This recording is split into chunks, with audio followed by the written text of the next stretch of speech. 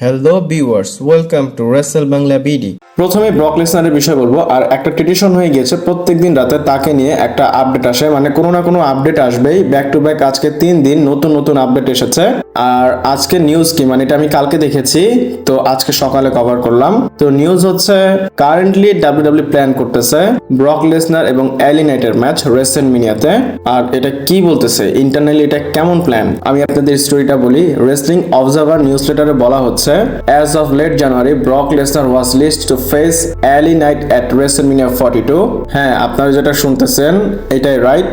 WWE Brock লেসনারের জন্য WrestleMania 42 এর match plan করেছে LA Knight এর সাথে।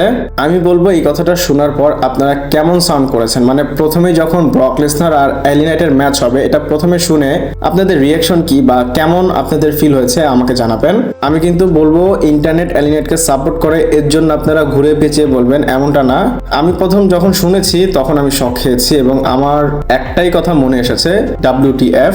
হ্যাঁ, আমি চাই এলি নাইটকে পুশ দেওয়া হোক, যেমন সে মানি দ্য ব্যাংক জিততে পারতো এবং সে একটা ট্রানজিশনাল টাইটেল রেনও পেতে পারতো যদি চাইতো। কিন্তু WWE ব্রক লেসনারের এগেইনস্টে তাকে দিচ্ছে রেসেলমেনিয়াতে এবং তাকে দিয়ে অবশ্যই হারাবে। আর WWE আমি বলবো একটা কর্নারে তাকে বুক করতেছে এবং এইটার রেজাল্ট যেমনই আসুক, আউটকাম যদি ব্রক লেসনারের দিকে আসে, এলি নাইটের ফ্যানরা খুশি হবে না, বিশেষ করে আমিও না। আবার যদি এলি নাইট জিতে, ব্রক লেসনারের ফ্যানরাও খুশি হবে না। পার্সোনালি আমি দুজনকেই পছন্দ করি। আর এলি নাইট যদি ব্রক লেসনারকে হারায়, ব্রক লেসনার যে ইউজলেস এটা WWE প্রুফ করে দিবে। একটু রিয়েলিস্টিক ভাবে চিন্তা করেন, রোমান রেইন্স যদি ব্রককে বিট করে এটা আসলে মানা যায়, কোডি টেনে টুনে তাকে হারাতে পেরেছে এটাও মানলাম। কিন্তু যদি এলি নাইট তাকে হারায় তাহলে আচ্ছা আপনারা বলেন তো এটা ভালো লাগবে কিনা? তাও আবার রেসেলমেনিয়াতে যদি হারায়, WWE যদি এই কাজটা করে অনেক বেশি ড্রামা হবে। আবার এলি নাইটও যদি হারে, এখানে অনেক ড্রামা হবে। দুইজনই এমন টাইপের রেসলার, তারা লস এফোর্ড করতে পারবে না। আমি বলবো এই ম্যাচটা না করলেই ভালো হবে। আমি আবারও বলে দিই, এমন না যে এটা লিস্ট করা হয়েছে করেই ফেলবে, এটা জানুয়ারিতে লিস্ট করা হয়েছিল, এখন ফেব্রুয়ারির 14 তারিখ।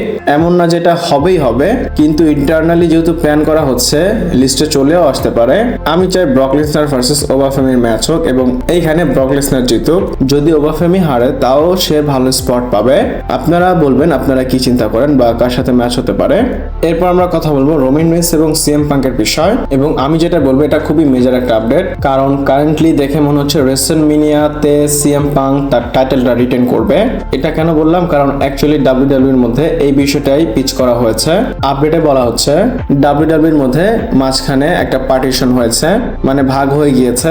ডাব্লিউডাব্লিউর কিছু হায়ার আপস আছে যারা চায় সিএম পাঙ্ক রেসেলমেনিয়াতে টাইটেল রিটেন করুক এবং সামার স্ল্যামে ব্রন বেকারের এগেইনস্টে টাইটেল হেরে যাক। আর অন্যদিকে কিছু হায়ার আপস আছে যারা চায় রোমান রেইন্স রেসেলমেনিয়াতে জিতুক এবং এই টাইটেলটা সে ব্রন বেকারের এগেইনস্টে সামার স্ল্যামে ড্রপ করুক। এবং তারা এটা শিওর করেছে ব্রন বেকার সামার স্ল্যামে, মানে কিং অফ দ্য রিং জিতে সামার স্ল্যামে টাইটেলের জন্য অপরচুনিটি পাবে এবং সামার স্ল্যামে সে টাইটেল জিতবেই। যদি রোমান রেইন্স চ্যাম্পিয়নশিপ জিতে তাও সে ব্রন বেকারের এগেইনস্টে সামার স্ল্যামে হারবে। আর যদি সিএম পাঙ্কও রিটেন করে নেয় তাও সে ব্রন বেকারের এগেইনস্টে টাইটেল হারবে।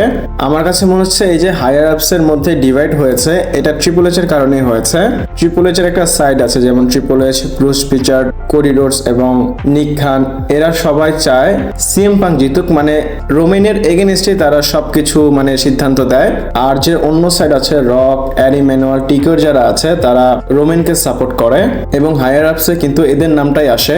তো এখন তাদের কাহিনী হচ্ছে এক দল চাচ্ছে রোমান জিতুক, আরেক দল চাচ্ছে সিএম পাঙ্ক জিতুক। আমি বলবো এটা অনেক বেশি আনপ্রেডিক্টেবল। আপনারা কি মনে করেন অবশ্যই আমাকে কমেন্ট করে জানাবেন। এরপর আমরা ম্যাক্সওয়েল জেকব ফ্রিডম্যানের কথা বলবো, মানে এমজেএফ এর বিষয়ে কথা বলবো। তো এমজেএফ ক্রিস ভ্যান ভ্যালেটের শোতে এসেছিল এবং এখানে সে অনেক কিছু রিভিল করেছে বা অনেক কিছু বলেছে। সে ডাব্লিউডাব্লিউ বিষয়ে বলেছে, সে বলে ডাব্লিউডাব্লিউ লোকেরা আমাকে আগে এবং এখনো কেন সাইন করতে চায়। তারপরে সে বলে, মানে এটার পর বলে যে দেখো আমি অনেক বড় একটা ম্যাসিভ অ্যাসেট, আমি যেই কোম্পানিতে যাব সেই কোম্পানির একটা বড় অ্যাসেট হব। এবং সে নিজেকে প্রফেশনালও বলে এবং সে বলে আমার মধ্যে অনেক ট্যালেন্ট আছে, ট্যালেন্টের কোনো কমতি নেই। আর এর জন্য কেন আমাকে সাইন করতে চাবে যাবে না, এর জন্যই তো সবাই সাইন করবে। এমজেএফ বলে যে আমি যদি ডাব্লিউডাব্লিউ তে আসতাম তাহলে আমার ক্যারিয়ারটা আলাদা একটা ডিফারেন্ট লেভেলে থাকতো। এখানে সে কিন্তু এইডাব্লিউ এর উপর শর্টস নিয়েছে। একটা সময় কিন্তু সে এইডাব্লিউ তে থেকে ডাব্লিউডাব্লিউ সাপোর্ট করতো, আর এটার কারণে কিন্তু এমজেএফ কে এত বেশি এস্টাবলিশ করা হয়েছে, মানে এটার জন্যই ফ্যানরা তাকে পছন্দ করেছে। আর সে কিন্তু খুব বেস্ট একটা হিল পুরা রেসলিং এন্টারটেইনমেন্টের মধ্যে। এছাড়াও সেটা বলেছে আমি জানি আমি যদি ডাব্লিউডাব্লিউ তে আসি আমি সাইড কর্নারে থাকবো না, ওইখানে যদি যাই আমি ওইখানেও সাকসিড হব। আমি যদি পরে যাই অথবা আজকে যাই তাও আমি ডাব্লিউডাব্লিউ তে সাকসেস হব। আমি আপনাদের বলি যদি কোনোদিন এইডাব্লিউ তাকে ছেড়ে দেয় অথবা হাত ছাড়া হয়ে যায় তাহলে বুঝতে পারবেন এটার পিছনে ডাব্লিউডাব্লিউ একটা ভালো হাত আছে এবং তারা এমজেএফ কে খুবই ভালো টাকা দিয়ে সাইন করবে। এরপর আপনাদের মিস্ট্রি মাস ম্যানের আনসিন ফুটেজ দেখাবো। আপনারা হয়তো দেখতেই পাচ্ছেন সে হেঁটে হেঁটে যাচ্ছে, আর ভিডিওটা আমি যতবার দেখতেছি আমার মনে হচ্ছে না যে এটার ভিতরে কে আছে, মানে আমি বুঝতেই পারতেছি না। বাট আমি রয়্যাল রাম্বলের সাথে যখন মিলালাম আমার একদম আমি একদম শিওর হয়েছি এই লোক আর ওই লোক সেম না। আপনারা ভালো মতো দেখলে বুঝতে পারবেন এই লোকটা দেখতে একটু অন্যরকম লাগতেছে। ওই রয়্যাল রাম্বলে যেটা ছিল সেটা লম্বা ছিল আর এটা একটু খাটো আর বডিও অনেক বেশি ওটা থেকে। আমি আপনাদের বলে দিই ডাব্লিউডাব্লিউ যদি স্যাথ রলিন্সকে রিভিল করতে চায় তাহলে তারা ডাব্লিউডাব্লিউ ক্যাটারিং থেকে যে কোনো লোককে উঠিয়ে এনে মাস্ক পরিয়ে অ্যাটাক করাতে পারে। তারপর একটা সময় স্যাথ যখন রিকভার করে চলে আসবে তখন স্যাথ রলিন্সকে মাস্ক পরিয়ে অ্যাটাক করিয়ে রিভিল করে দিবে। তো এই ফুটেজটা সামনে আসলো, আমি চিন্তা করলাম আপনাদের দেখাই। এরপর কথা বলবো আমেরিকান নাইটমেয়ার কোডি রোডসের বিষয়। কোডি রোডস একটা ইন্টারভিউতে রিসেন্টলি একটা ইন্টারভিউতে তার রেসলম্যানিয়া প্ল্যান রিভিল করে। সে রেসলম্যানিয়ার জন্য কি কি চায় সেটা সে বলে। সে রেসলম্যানিয়ার জন্য বলে যে আমি রেসলম্যানিয়াতে হয় টাইটেলের জন্য চ্যালেঞ্জ করব না হয় টাইটেল ডিফেন্ড করব। আমি বলবো চ্যালেঞ্জ করার বিষয়টা আমি বুঝতে পেরেছি, যেমন সে এলিমিনেশন চেম্বার জিতবে তারপর সে এলিমিনেশন চেম্বার জিতে টাইটেলের জন্য চ্যালেঞ্জ করবে, আর যদি চেম্বার নাও জিতে কোনো না কোনো ভাবে হয়তো সে চ্যালেঞ্জ করবে। আমি এখানে চ্যালেঞ্জের কথা বললাম, কিন্তু সে যে ডিফেন্ডের কথা বলছে এটা সে কিভাবে বলতে পারে? কারণ আমরা সবাই জানি কারেন্টলি ড্রু ম্যাকিন্টায়ার হচ্ছে চ্যাম্পিয়ন, এখনো অ্যানাউন্স হয়নি চেম্বারের জন্য টাইটেল ডিফেন্ড হবে কিনা। চেম্বারের ম্যাচ হবে, সেখানে তেমন না যে কেউ চ্যাম্পিয়ন হবে। আর আমরা বুঝতেই পারছি ডাব্লিউডাব্লিউ এমন ভাবে ড্রুকে বুক করতেছে যেন তার কাছ থেকে টাইটেল নিয়ে কোডিকে দেওয়া যায়। আর আমার কথা হচ্ছে রেসলম্যানিয়ার আগে ড্রু ম্যাকিন্টায়ার কেনই টাইটেল ডিফেন্ড করবে আর কোডি রোডস এটা কেনই বললো? আমি একদম শিওর কোডি রোডস একদম ভিতরে পলিটিক্স করতেছে। দেখি এই ডাব্লিউডাব্লিউ টাইটেল পিকচারের জন্য রেসলম্যানিয়াতে কি হয়। এরপর আপনাদের এলিমিনেশন চেম্বারের পোস্টার দেখাবো। এলিমিনেশন চেম্বারের অফিসিয়াল পোস্টার আউট হয়েছে, ডাব্লিউডাব্লিউ এটা রিলিজ করেছে এবং ট্রিপল এইচ পোস্ট করেছে, টুইট করেছে। আপনারা দেখতে পাচ্ছেন এলিমিনেশন চেম্বারের পোস্টারে সিএম পাঙ্ক এবং এজে লি আছে।